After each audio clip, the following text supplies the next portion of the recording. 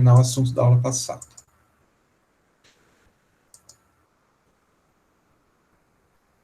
Então, a gente começou a falar do ciclo da assistência farmacêutica. Está aparecendo aí para vocês?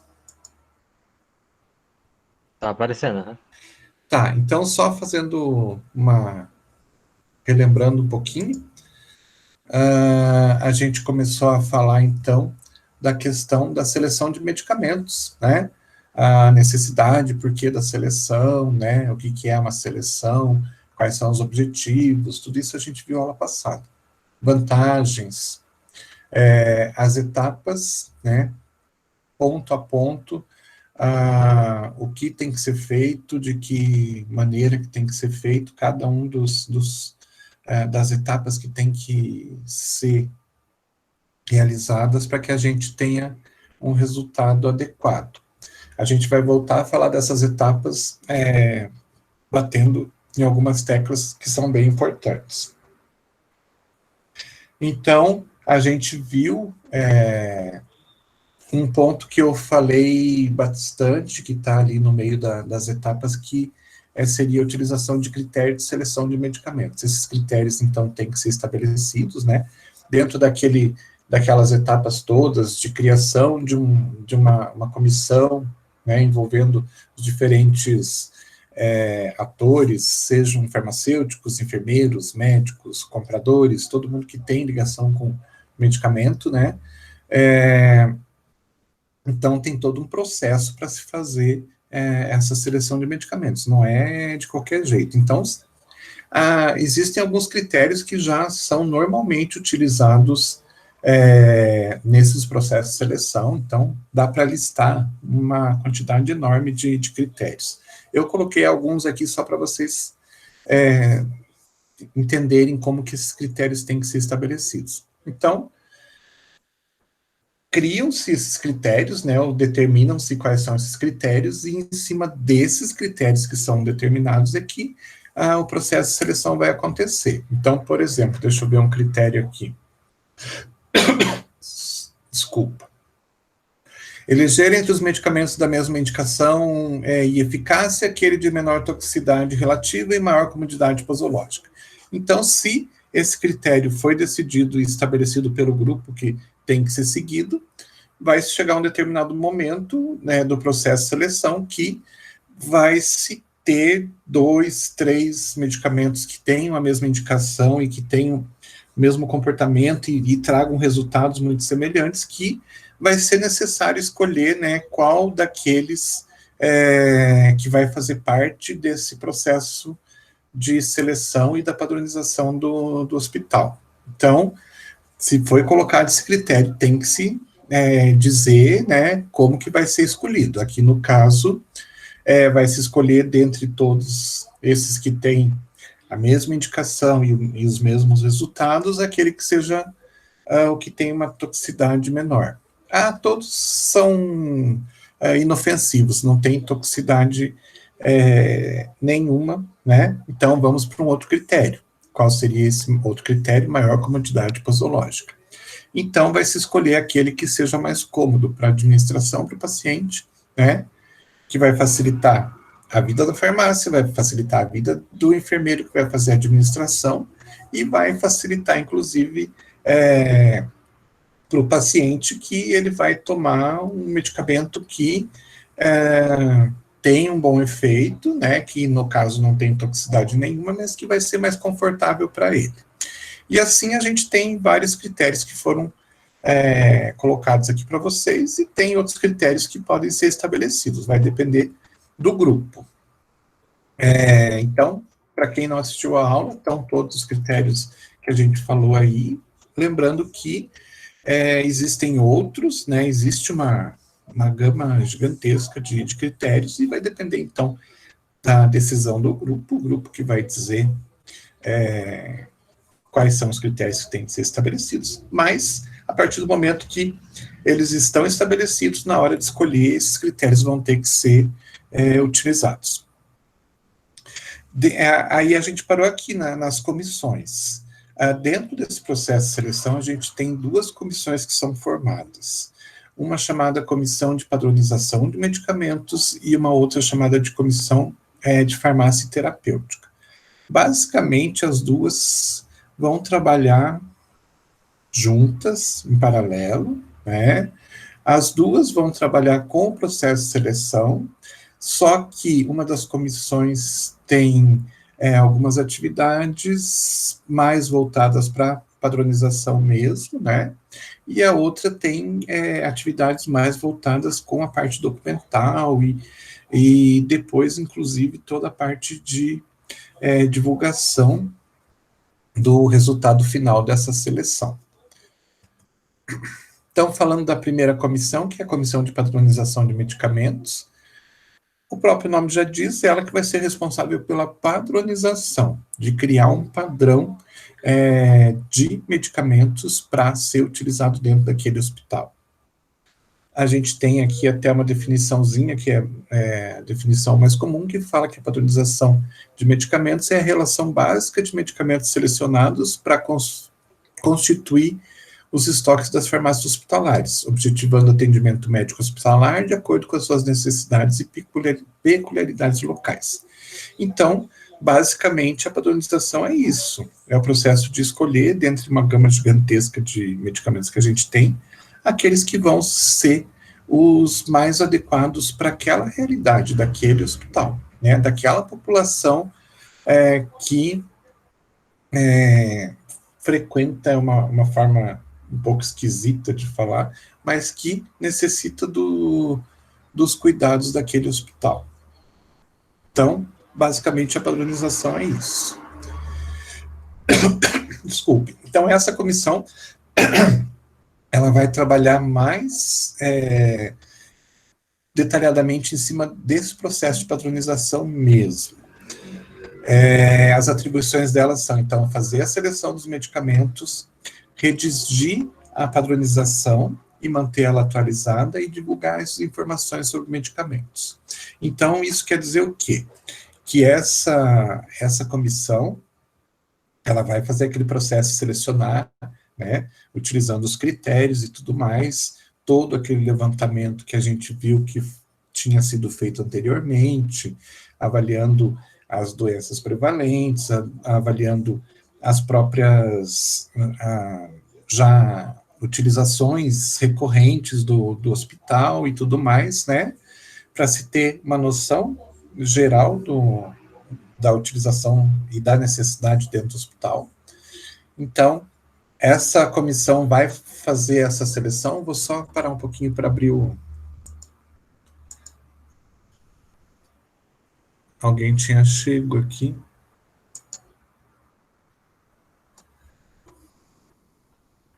Ok.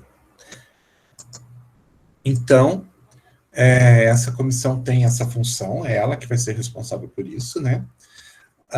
Ela vai colocar isso no papel, né? Da mesma forma que a gente tem lá uma RENAME, que é um documento escrito falando de todos os medicamentos, né? Apontando quais são os medicamentos que estão dentro dessa listagem do governo federal. Aqui o hospital também vai fazer a redação da sua, né? Então vai colocar no papel. Tem uma forma, uma sugestão de forma de como fazer isso, que a gente vai ver mais à frente. E ela vai ajudar também na divulgação de informações sobre medicamentos. Então, é importante que vocês entendam assim, tem todo o trabalho, né, de fazer o processo de seleção, de colocar isso no papel, não adianta nada essa comissão encerrar os seus trabalhos, guardar esse documento dentro de um arquivo, dentro do computador e acabou, né? O médico que vai prescrever, se ele não souber quais são os medicamentos que foram selecionados, ele vai prescrever aquilo que ele já estava acostumado, né? Então, ele precisa tomar conhecimento, como todos os médicos precisam tomar conhecimento. O pessoal da enfermagem, que faz administração, também precisa tomar conhecimento, porque eles vão ter que se adaptar muitas vezes, né? E, obviamente, o farmacêutico mais do que ninguém, porque é ele que vai cuidar dos medicamentos, é ele que vai cuidar do armazenamento, da compra, do armazenamento, da dispensação, e assim por diante. Então, é preciso fazer a divulgação disso tudo internamente. A Comissão de Farmácia Terapêutica, ela vai ajudar, né, essas fases de seleção também, mas ela vai trabalhar mais voltada para outras coisas. Então, ela vai buscar informações, por exemplo, a respeito dos medicamentos que estão sendo avaliados, para ver se os medicamentos devem ou não entrar dentro da padronização, né? Então, essas informações mais técnicas, quem vai trabalhar mais é essa comissão.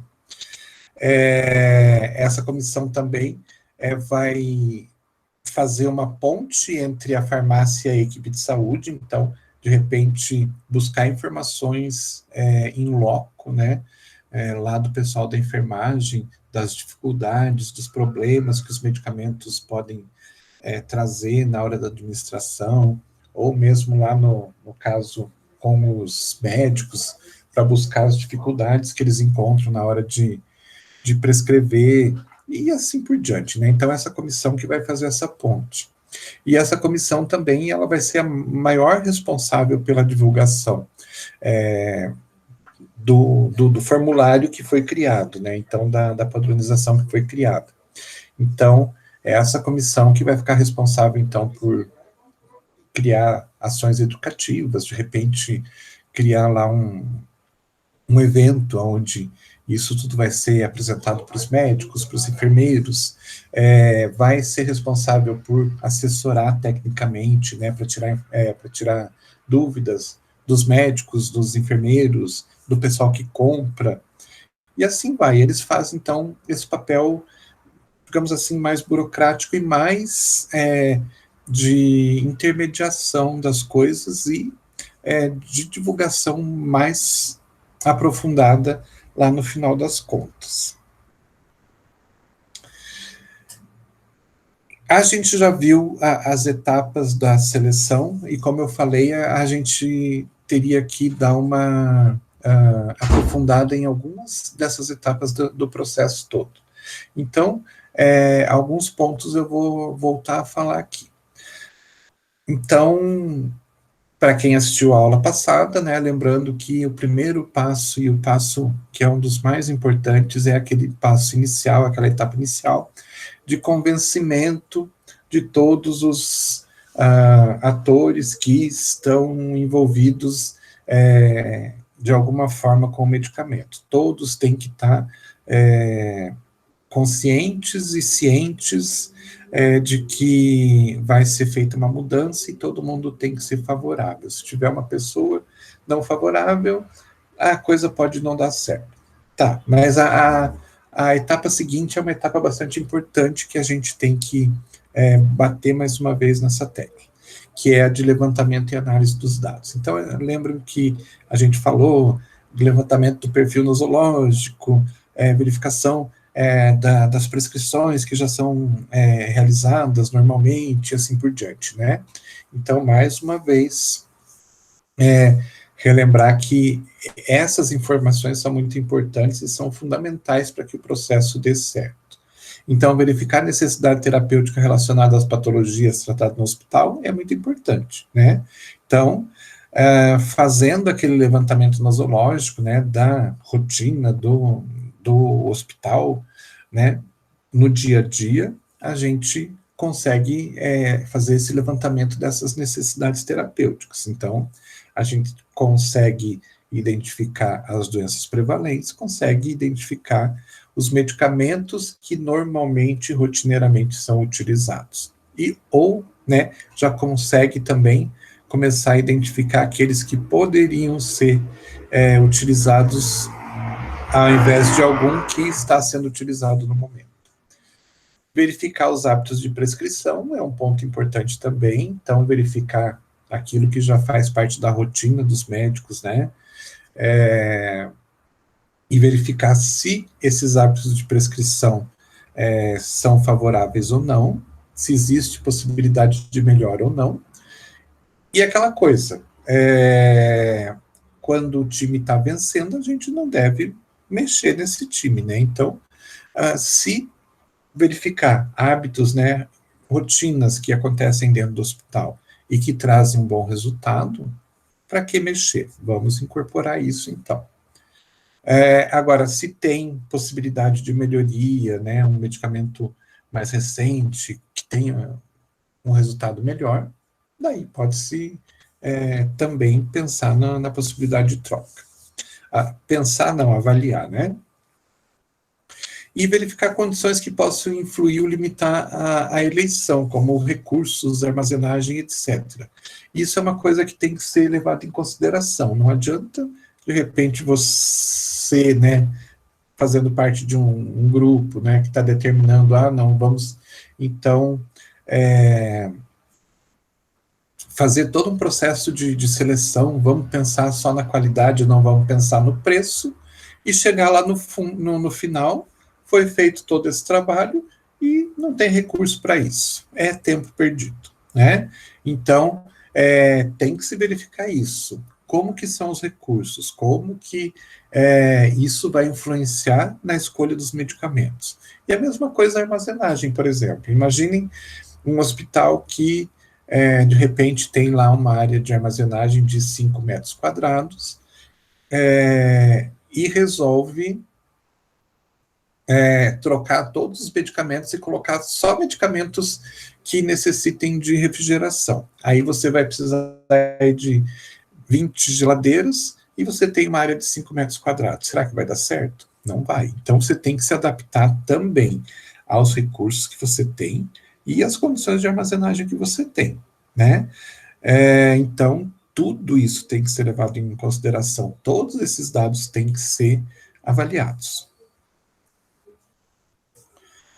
Aí o processo de padronização em si dos medicamentos, né, é feito, é realizado com todas aquelas informações, então é um processo que é demorado, tem que verificar os critérios, né, verificar para cada patologia quais são os medicamentos disponíveis, passar os medicamentos por todos aqueles critérios até chegar no resultado final. Então, imaginem isso para diferentes patologias, para um hospital, né, que tem um movimento, de uma certa forma, todos os hospitais têm um movimento bastante grande, tem uma necessidade grande de medicamentos, então isso não é feito do dia para a noite, isso leva um determinado tipo de tempo.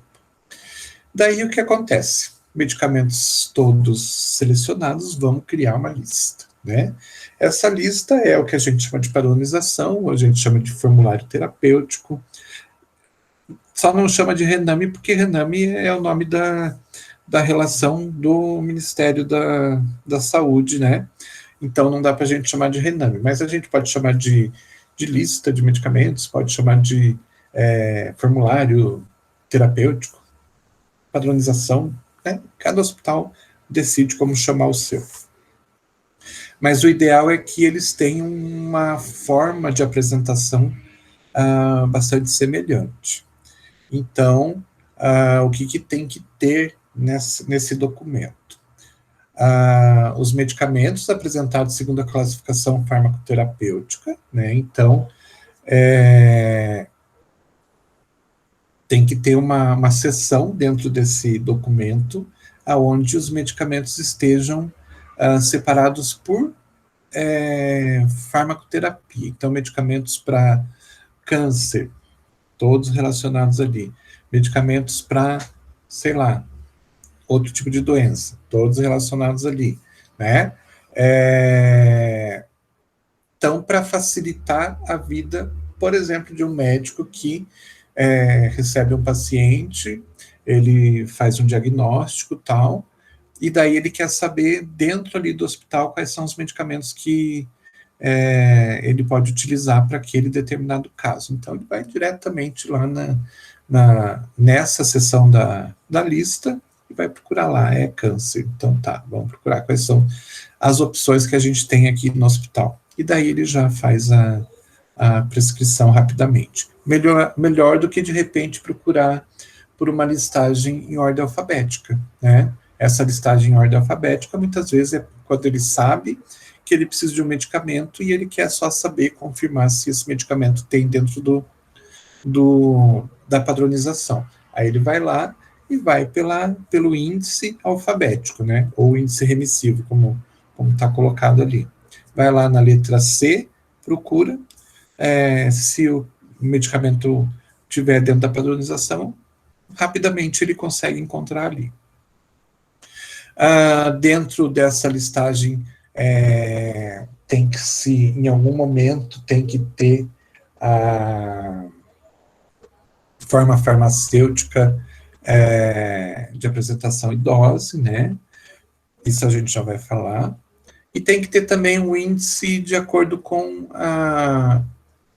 na verdade, assim, o índice de acordo com a classificação farmacoterapêutica, né? Os medicamentos estão todos lá separados. O índice por ordem alfabética. E uma terceira seção seria também por ordem alfabética, colocar a monografia de cada uma dos medicamentos que a gente tem na padronização. Então, são 3 pontos. Por ordem alfabética, de A a Z, né, o índice, só contendo o nome. Uma segunda seção, contendo lá o índice, né, conforme as farmacoterapias, e um terceiro ponto com as monografias por ordem alfabética. Então, digamos que o médico quer procurar um determinado medicamento específico, dipirona. Então, ele vai lá no índice remissivo, letra D, dipirona. Tem, ótimo. De repente, ele quer procurar um medicamento para determinada doença. Então, ele vai lá no índice de classificação farmacoterapêutica. Então, doença, febre, né? Então, febre não é doença, mas digamos. Então, tem dipirona, tem acetil salicílico, tem paracetamol, e ele vai lá ver. Tem dipirona, beleza. Aí ele quer saber informações sobre a dipirona, que forma farmacêutica que tem na farmácia, como que deve ser utilizado, como que é a cinética, como que é a dinâmica, né? Quais são as interações, uma bula, basicamente, né? Então, ele vai procurar nessa terceira seção, onde a gente tem as monografias também por ordem alfabética. Nessas monografias, o mínimo que a gente deve ter, então, forma farmacêutica de apresentação e dose, indicações e contraindicações, reações adversas, doses recomendadas e via de administração, tudo isso contém numa bula normal, né? E observações quanto à utilização no hospital. Isso é uma coisa que a gente não encontra nas bulas, mas que deve ter na monografia de cada uma das drogas. Por quê? Porque esse documento, né, que contém essas informações, vai ficar ali na farmácia, vai ficar para o pessoal da enfermagem, vai ficar para os médicos também, todo mundo vai ter acesso, né? E, de repente, alguém da enfermagem não sabe como administrar um determinado medicamento. Então, que talvez tenha algum tipo de administração um pouco diferente do normal, né? Então, por exemplo, um injetável que tem alguma característica diferente, um produto que eu acho ótimo, que muita gente tem problema na hora de utilizar. Todo mundo aqui já viu, não me lembro o nome agora do produto, mas que é o dispositivo para problema respiratório, que é uma cápsula, e você coloca essa cápsula dentro do dispositivo e pressiona, ela estoura a cápsula, e daí você tem que inalar aquele produto. Alguém lembra o nome? Alguém conhece? Não, Alênia? Isso mesmo. Então, o que a gente vê muitas vezes, a pessoa vê a cápsula, né, e pensa, é para ingerir, e não é. E isso pode, de repente, ser um problema dentro de um hospital para uma pessoa que está começando na profissão, não conhece, né? Então, é interessante que tenha essas informações ali na monografia do Alênia, se for o caso. E assim por diante. Ter essas observações que são importantes, que são fundamentais para uma boa administração do produto. Então, basicamente é isso que vai ter dentro de um formulário terapêutico.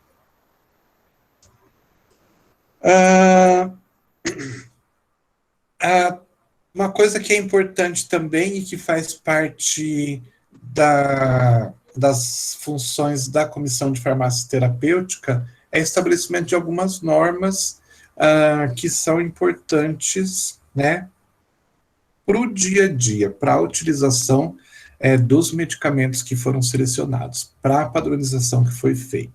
Por exemplo, utilização de medicamentos não padronizados. Então, tem que se imaginar que, como esses medicamentos foram selecionados, mas eles nem sempre vão atender a 100% das necessidades, de repente pode ser que, por algum motivo, seja necessário um medicamento que não faz parte dessa seleção, que não existe dentro do hospital, né? Então, já tem que se prever isso, e essa comissão já vai determinar o que deve ser feito. No caso de um médico querer prescrever um medicamento que não tem dentro do hospital, pode fazer? Depende. Então, como que ele vai proceder? Geralmente, o procedimento ele faz uma prescrição, preenche um documento justificando o porquê da necessidade daquele medicamento. A comissão vai fazer uma avaliação, vai verificar se a justificativa dele é válida ou não. Se a justificativa for válida, o medicamento vai ser adquirido. Se a justificativa não for válida, tiver algum tipo de um outro medicamento que possa, que tenha no estoque que possa ser utilizado, vai ser sugerido que esse medicamento, então, seja utilizado. Então, pode acontecer, né? Pode acontecer de uma doença que não estava prevista, né? Surgir com um paciente que veio de outro lugar, né? Que não se esperava, e você precisar, então, de um medicamento que não tem na seleção. Então, pode-se fazer isso, sim. E também é importante já se estabelecer as normas de inclusão e exclusão. Então, nesse caso anterior, o médico pediu um determinado medicamento. É importante que esse medicamento seja adquirido porque realmente não tem outra alternativa dentro do hospital. A farmácia vai lá e compra, né? Por isso que é importante também uma coisa que a gente viu lá atrás, que os medicamentos que possam ser comprados em farmácia comercial sejam, né, dado preferência para eles. Nesse caso, né, foi feita uma solicitação, foi aceita, então a farmácia vai lá e, de repente, pode ir lá e comprar numa farmácia comercial. Muito bem, supriu a necessidade do médico. Deu 2 dias, aparece uma outra pessoa com o mesmo problema, e o médico vai lá e faz uma nova justificativa, né? Se isso passa a ser uma situação constante, né? De repente, uma nova doença que surgiu, sei lá, alguma coisa assim que não tinha necessidade de ter aquele medicamento no estoque, na seleção, e de repente ocorre uma solicitação atrás da outra, né, durante um determinado período de tempo, não dá para dizer isso assim, em uma semana, foi uma família que veio cada um de uma vez, todos com a mesma doença, e foi necessário esse medicamento. Não, mas se de repente, periodicamente, aparece a necessidade desse medicamento, pode ser que seja um critério para incluir esse medicamento na seleção. Então, se isso se tornar uma coisa meio que contínua, a comissão pode, de repente, determinar que esse medicamento passe a fazer parte da seleção. E a mesma coisa, a exclusão de medicamentos. Já tem que ter a regra certinha, né? Por exemplo, o medicamento começou a vencer, não está mais sendo solicitado e começou a vencer com uma certa frequência, então vamos parar de comprar, vamos retirar esse medicamento da seleção. Medicamento que foi descontinuado, a indústria já não está mais fabricando. Tira na hora, né? Tenta substituir por um outro que tenha no mercado que possa cobrir, né, a necessidade desse. Então, essas regras, né, têm que ser aplicadas porque tem que ter essa maleabilidade, esse jogo de cintura. Então, não existe um processo de seleção que consiga abranger 100% das necessidades. Sempre vai ter algum produto que vai ser preciso comprar por fora, né? Sempre vai ter um produto que vai parar de ser fabricado, sempre vai ter um produto que, de repente, era muito indicado por um determinado médico, e esse médico, de repente, se aposenta ou sai do emprego, e o medicamento passa a ficar parado e muitas vezes chega até a vencer. Então, tem que ter esse jogo de cintura. Desde o começo estou falando lá que não é engessado, né? Então, só tem que ter regras para isso, como fazer. E é essa comissão que vai fazer criar todas as regras. E uma coisa bastante importante é criar regras em relação ao uso de... Aqui está colocado medicamentos, mas não é só medicamentos. Vamos falar de antimicrobianos como um todo, ou seja, antibiótico, medicamento e produto utilizado para degermação. Não sei se degermação está certo, mas como degermantes, produtos utilizados para limpeza e desinfecção dentro do hospital. Então, tem que se criar regras para a utilização, e essas regras têm que ser feitas junto com aquela comissão que a gente já falou, de controle de infecção hospitalar. Comissão de controle de infecção hospitalar tem que conhecer tudo, né? Tem que saber como que está o ambiente hospitalar em relação à infecção hospitalar. O ideal é que esteja sob controle, né?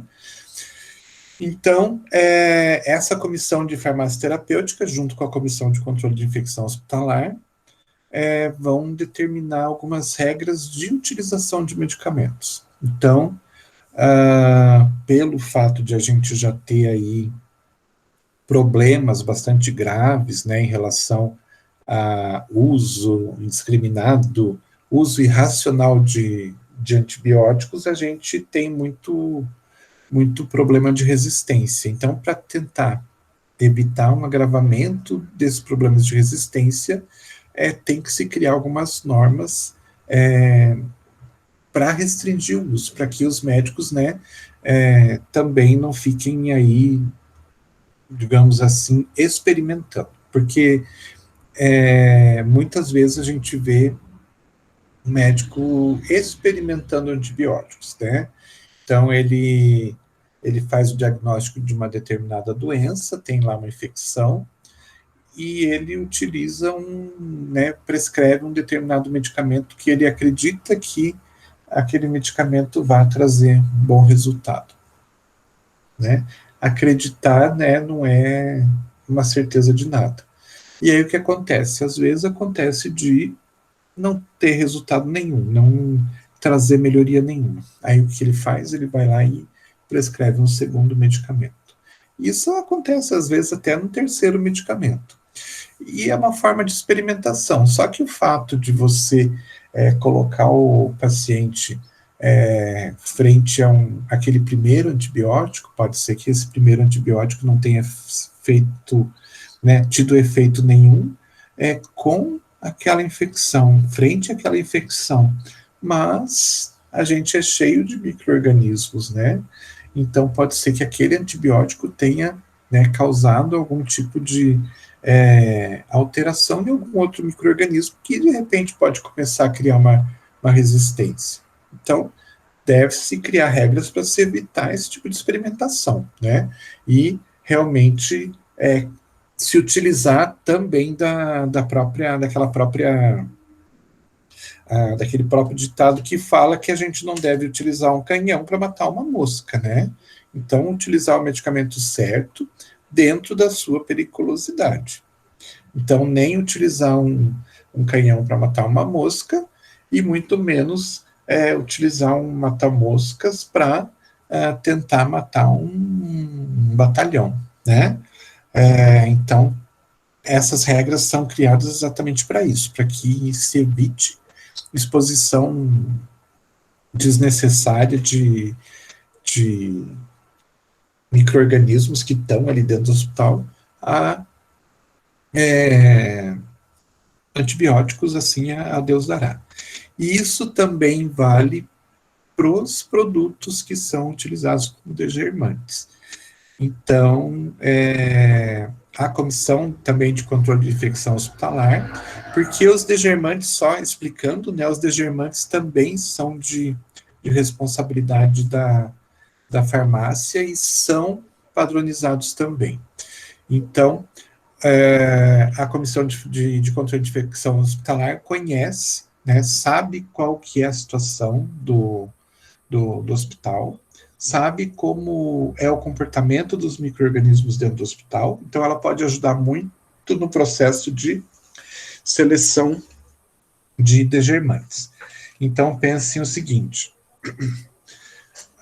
degermante não é produto de limpeza, não é um detergente, não é cera, né? Produtos de limpeza de dentro do hospital, são produtos que são utilizados para limpeza, sim, mas desinfecção, então de superfícies, de equipamentos, de instrumentos, né? Então, imaginem, por exemplo, todos aqueles instrumentos que são utilizados numa cirurgia.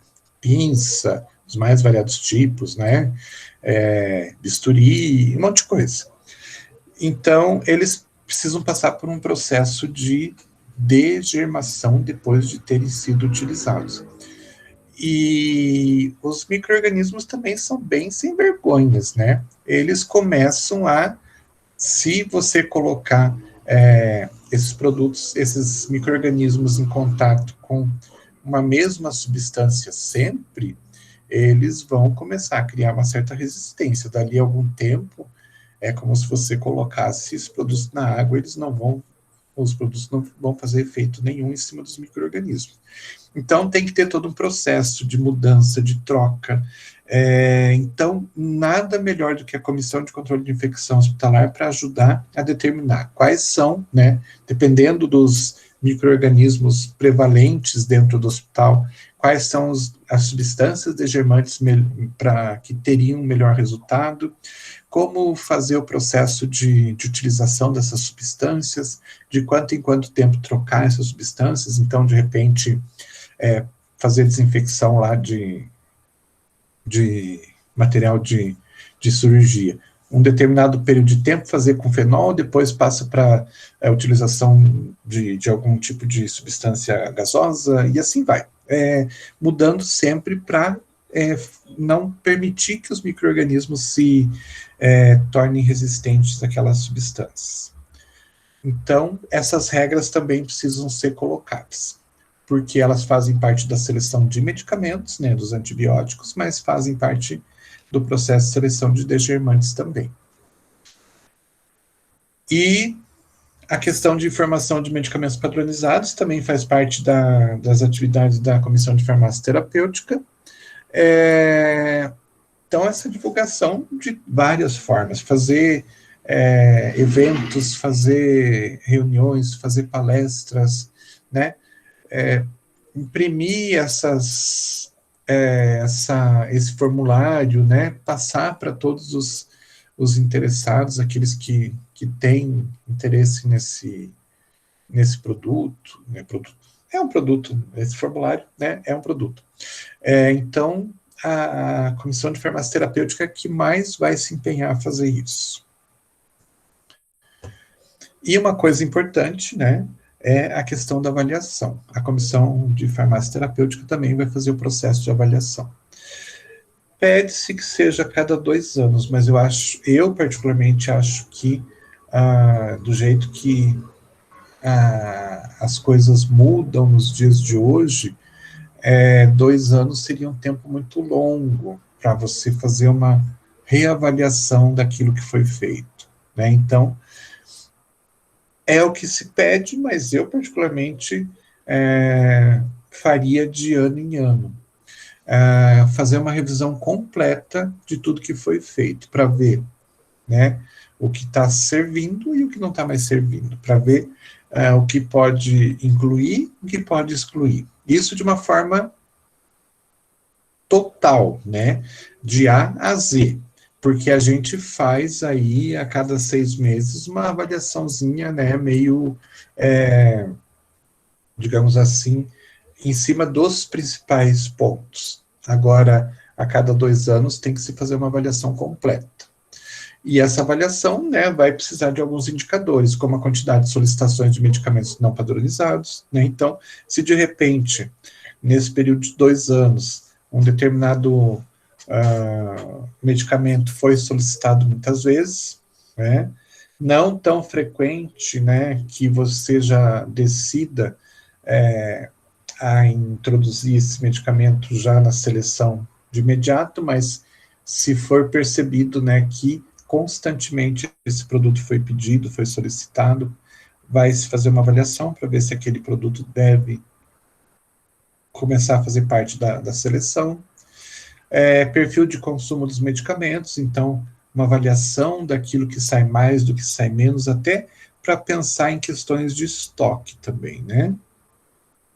E as novas alternativas terapêuticas, então, fazer um estudo realmente completo de A a Z e verificar de A a Z aquilo que ainda traz um bom resultado, aquilo que tem novas alternativas que podem trazer resultados melhores e assim por diante. Então, tem que fazer uma avaliação geral.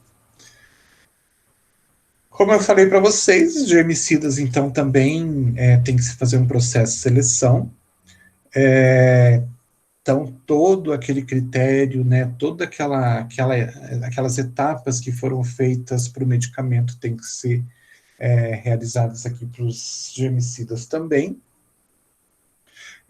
Como eu já comentei também, vai precisar da ajuda da Comissão de Controle de Infecção Hospitalar e alguns conhecimentos são básicos e necessários para que se consiga fazer um processo de seleção adequado.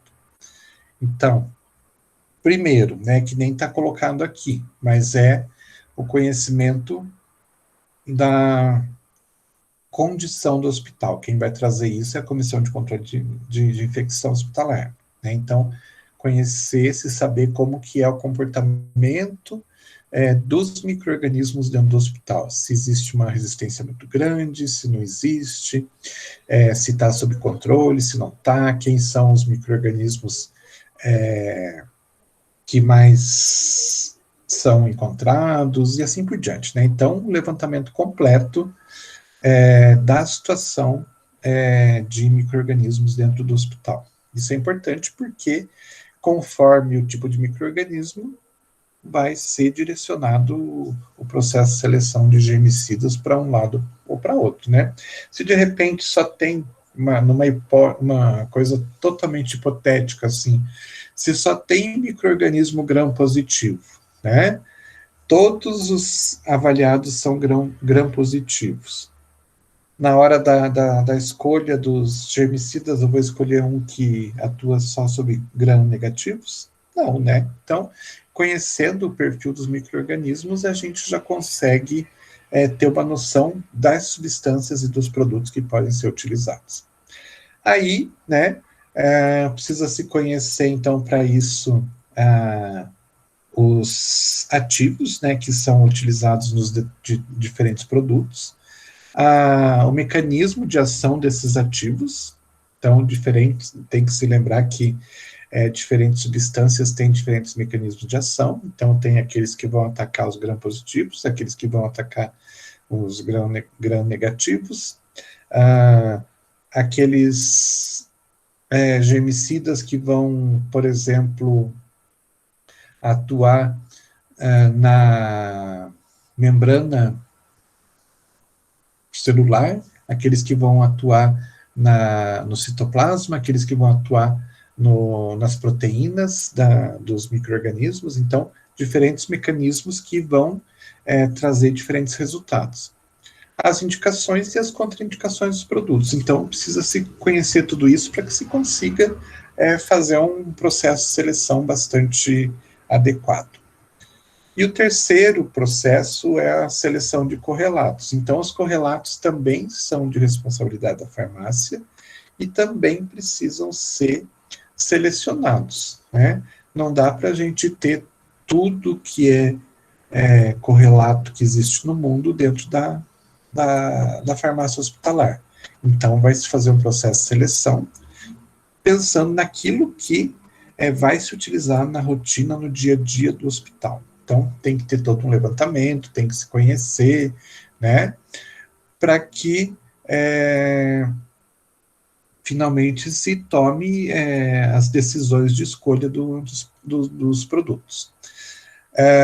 Primeira coisa, é muito importante que a gente, né, sabendo as necessidades do hospital, a gente conheça os produtos. Então, a gente precisa ter informações detalhadas daqueles produtos que a gente pode, de repente, ter que avaliar para selecionar ou não aqueles produtos.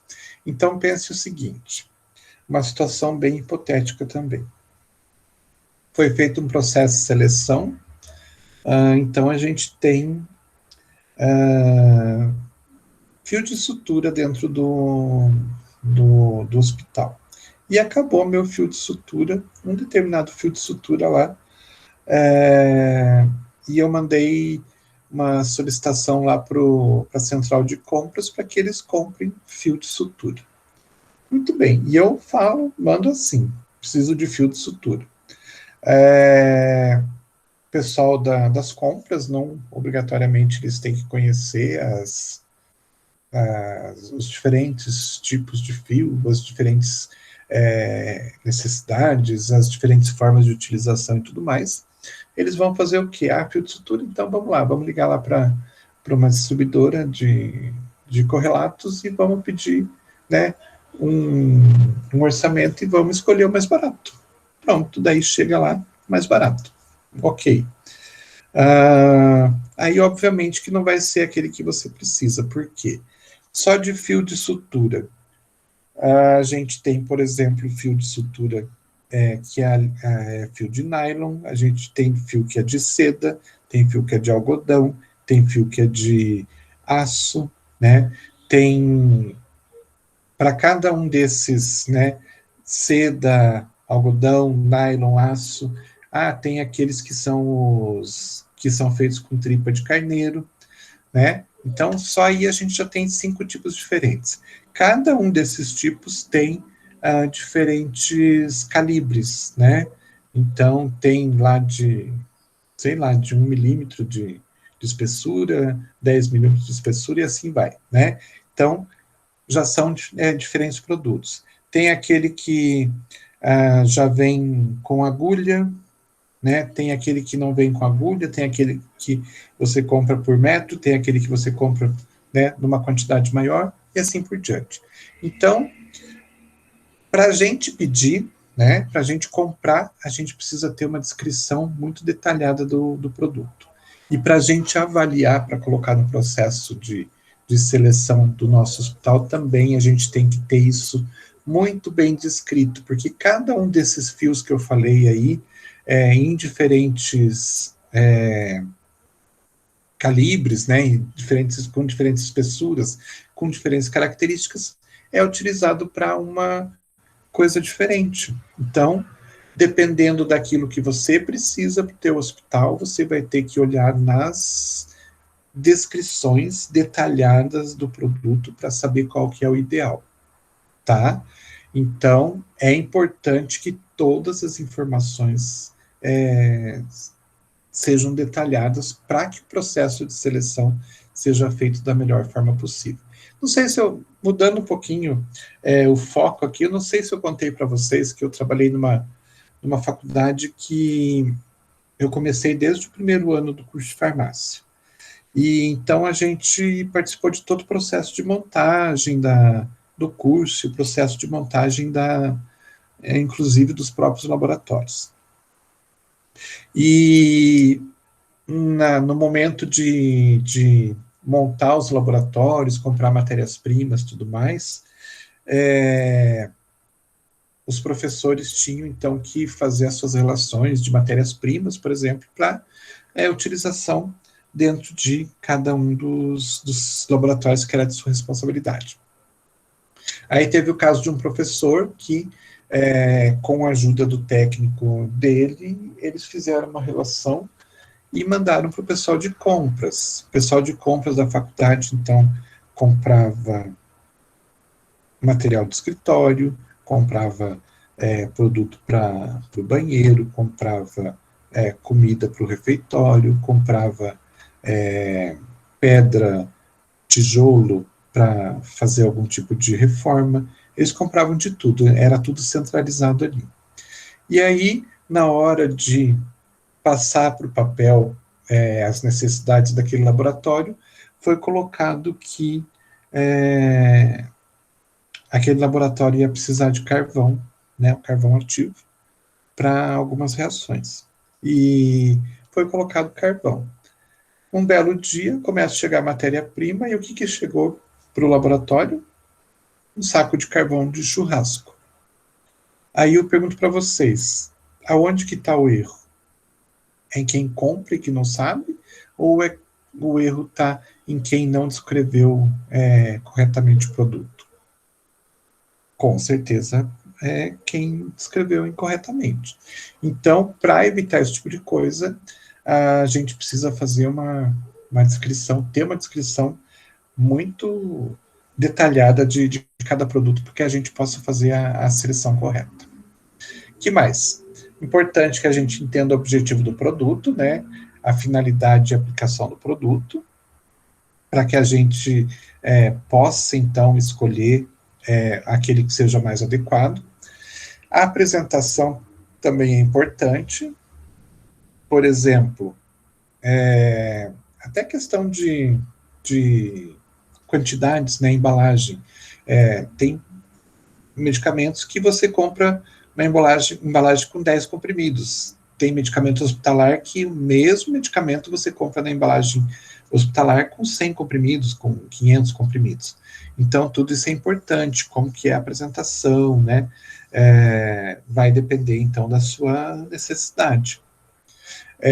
O que mais? Um equipamento, alguma coisa, um correlato como um aparelho de verificação de glicemia, vamos dizer assim. Na hora de você fazer o processo de seleção, você pode selecionar o aparelho, mas tem que lembrar de selecionar a fita também, porque o aparelho sem a fita não serve de nada, né? E tem que ter a fita, né, que seja correspondente àquele aparelho. E assim vai. Que mais que é importante? A classificação dos produtos de acordo com as naturezas dos produtos, isso é bastante importante. Aí, mais uma vez, a gente pode falar dos fios cirúrgicos, então a gente tem uma classificação que separa os fios, então, conforme o tipo de material. Então, eu tenho lá uma classificação de fio de seda, algodão, nylon, aço e assim por diante. Ao mesmo tempo, eu tenho uma outra classificação que classifica os fios em fio com porta-agulha, como falo, né, ou sem porta-agulha, é o fio que já vem com a agulha junto, ou o fio que não vem, e assim por diante. Porque pode ser que eu precise de um fio de nylon, de uma determinada espessura, sem a agulha, e eu preciso de um fio de nylon da mesma espessura, com agulha. São dois produtos completamente diferentes, e eles são classificados de forma diferente. E o mais importante hoje, né, os ambientalistas não gostam muito disso, né, mas o ideal é que a gente tenha a maior parte dos produtos e selecione a maior parte dos produtos, dos correlatos, né, como sendo produtos de uso único, para evitar, né, qualquer tipo de reutilização e a infecção que isso pode trazer e pode causar para um indivíduo dentro de um hospital. Então, para isso, todos esses fatores têm que ser levados em consideração para que a gente tenha uma boa seleção de correlatos. Ok? Todo mundo está vivo ainda? Sim. Sim? Tá mesmo. Então, tá. Então, vamos parar por aqui hoje, a gente termina esse material. Eu até coloquei um outro material para vocês, achando que talvez a gente conseguisse iniciar, mas se a gente for iniciar, a gente vai longe. Então, vamos deixar para a semana que vem. Beleza? Qualquer dúvida também, ou qualquer problema, tipo, o material não está colocado, não deu certo como estava com o problema do vídeo, avise o quanto antes, não deixem para avisar na última hora, porque quanto antes o material certo estiver lá para vocês, melhor. Beleza? Beleza, então, professor. Então tá, uma boa noite para vocês, um bom final de semana, e até a semana que vem. Boa Boa noite, noite. professor. Boa noite. E hoje com gravação, né? Hoje não tivemos que ter aula da manhã, hein?